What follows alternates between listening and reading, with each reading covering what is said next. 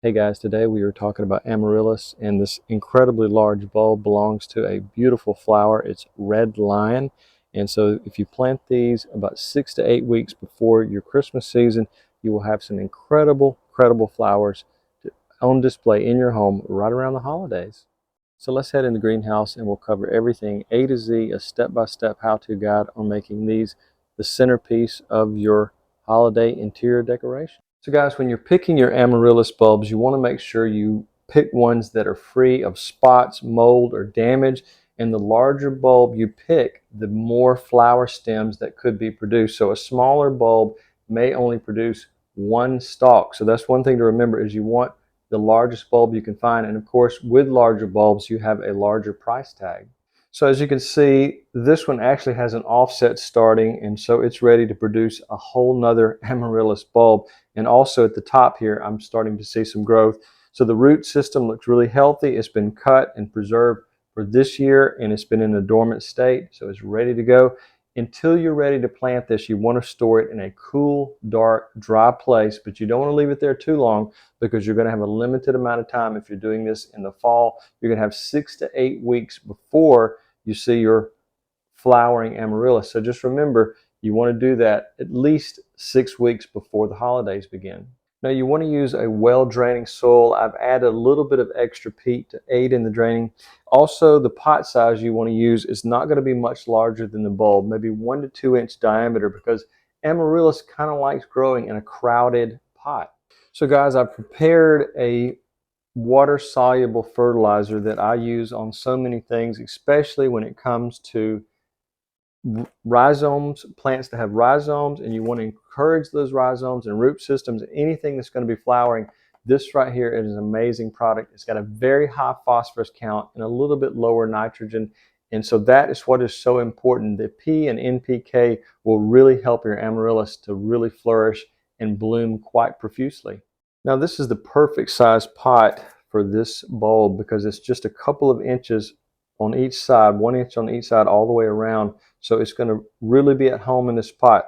One of the things I always do to aid drainage, now there is a built-in drainage tray to help with moisture retention, but I'm going to put in a paper towel, and then I'm going to pour about a half a cup of aquarium gravel, and that will help with the drainage into the tray. Now, if you're planting a lot of different varieties of amaryllis, you're going to want to make sure that you create some labels for each particular pot, so you'll know exactly what's growing. And if it performs exceptionally well, that way you'll know you'll want to buy more of those the following year because you enjoyed them so much this year. Now, if you're wanting to see amaryllis blooming week after week, you want to stagger your plantings. You'll want to plant each bulb about 7 to 8 days apart, and then that way you will have successful blooms throughout the winter and into the early spring. Now, depending on the variety of amaryllis you're growing, you want to read the label carefully, because you want to know exactly what the expected bloom time is. Depending on where its country of origin is from, can determine that time and when it will be blooming for you in 6 to 8 weeks or sometimes longer. Now you want to make sure you clean your pot thoroughly before you use it. And I usually recommend using Listerine or its generic counterpart from the dollar store, and it's really inexpensive, but it will kill any diseases, bacteria, or funguses that might be in the pot. So it's a great way to clean your pot, and you don't have to worry about something damaging your amaryllis bulb. Now I've added our water-soluble fertilizer to our water, and we're going to pre-moisten the soil to the consistency of a wrung-out damp sponge. Okay, and I'm just going to mix that by hand and just mix the water in there to it. And I think we may just need a little bit more water. It's a little bit, I added some peat to it. So this is a homemade potting mix that I make myself, and I'll put a link up above that explains how to do that. And it will save you up to 75% off of your premium potting mix. So I'm just going to mix this up. Now, after some thorough mixing, it does have the consistency of a wrung-out sponge, and when you squeeze it, it holds together quite well. Now, if your zone allows for you to leave the amaryllis outside for a little while, you want to make sure you leave it in full sun to part shade to get it that extra early start before you have to bring it inside before the first frost comes along. Now make sure that you keep the soil moist but not waterlogged, and that's where a good water meter comes in. You can test the top 1 inch of soil, and as long as it shows that it's moist and not dry, you're good. But if it is dry, you're going to want to carefully water. You can water from beneath, or you can do watering around the edges of the pot. You don't want to water the bulb directly because that could cause some root rot. Now, once your amaryllis bulb comes inside, you want to maintain your temperatures around 60 to 70 degrees. You could have it in a basement window, but just make sure that it stays in a sunny location where it can get sunlight. And also you want to have a humidity tray with some pebbles to increase that humidity. Now, since we have some drainage gravel in there, we're going to put just a little bit of soil and bring the soil level up to about 1/3 of the pot's height.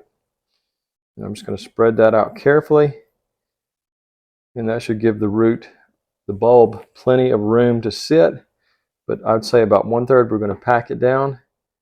With our drainage gravel and our soil, we're still less than half filled in our pot.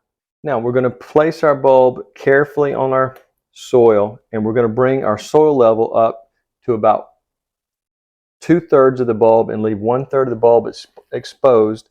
And we want to carefully put this in. We don't want to get too much of the top of the bulb wet because this is damp soil.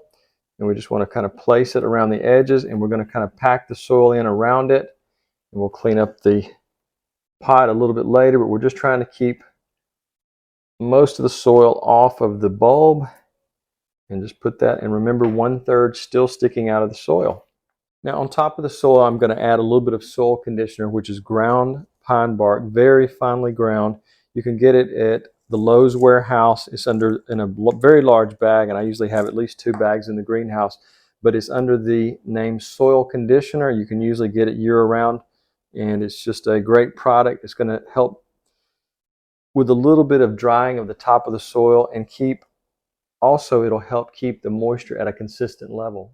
Now initially you're going to want to keep it out of direct sunlight, but you do want it in a very bright area, maybe in a window that gets partial sunlight, but not, as I said, not direct sunlight. Now in the initial time before you see a lot of sprouting of the leaves, you want to water sparingly, and that's going to help you avoid root rot. Now until you see your bulb performing consistent growth, you want to avoid fertilizing. Also, another trick to prevent one-sided growth is to rotate the pot.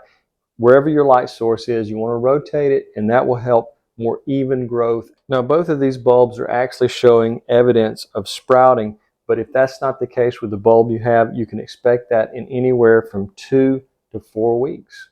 Now, during your bulb's growth phase, you're going to want to fertilize it with your Bloom Plus about every 2 to 3 weeks. But just remember not to over-fertilize because you can cause excessive growth. Now, as your bulb grows and becomes more mature, you want to remember you're going to want to introduce it to more sunlight, but just remember, don't put it near heat sources like AC vents or radiators because that can be a drying effect on your bulb and it could damage it.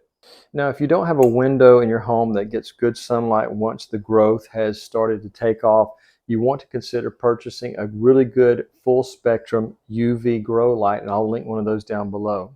Now, even though amaryllis does like more sunlight during the growth phase, once flowers start blooming, you're going to want to shield them from full direct sunlight or that window where you have a lot of sunlight, because that can cause fading of your blooms. So while it's blooming, you may want to take those away from the sunlight and just allow a nice bright light, but not full sunlight. Now, your amaryllis flower blooms can last 2 weeks or slightly longer, and one thing that a lot of people don't think about around the holidays, if you have fruit bowls near the amaryllis, that can produce an ethylene gas which can shorten the life of the bloom. So just remember, you want to keep those separated, because that's an old trick about ripening fruit, is to put an apple and a banana in a paper bag, and that ethylene gas can speed up that process. The same thing can happen with your blooms. It can cause your blooms to fade prematurely. Now, once your flower begins to droop, you're going to want to cut it about 1 to 2 inches above the bulb. You'll also want to continue feeding it with your liquid fertilizer, just as you would when it was still in its growth phase and flowering phase. Now, there is a way to encourage reblooming, and that's by keeping it in direct sunlight. So that could potentially happen a second time before it goes into its dormancy stage. Now, you want to keep your watering and fertilization schedule until the leaves have turned yellow, and that will be time to put it into its dormancy state. Now, once your leaves have naturally died back, you're going to reduce your watering schedule to allow it to go into that state. Now, at that point, you're going to move your bulb into a cool, dark place for 6 to 8 weeks, and you're going to cease fertilizing and watering. So guys, amaryllis can bloom year after year if it's a well taken care of plant and you store it properly through the dormancy period and get it ready again for next year's growth. Sometimes if the plant has spent a lot of time blooming, you may not be able to get it to rebloom until next year or next season. So just remember that if it's been a prolific bloomer, it may not rebloom again for you until next season. Now guys, amaryllis can produce offsets like this one, and I'm hoping that's clearly visible, and that can be carefully removed and started in its own pot and treated exactly the way as the larger bulb was, and that will take anywhere from 2 to 3 years to produce its own flowers. So guys, I hope you'll check your local garden center and pick up some amaryllis, because they are truly a flower that's beautiful during the holiday season, and it can last for many, many years, and I think you'll really enjoy it.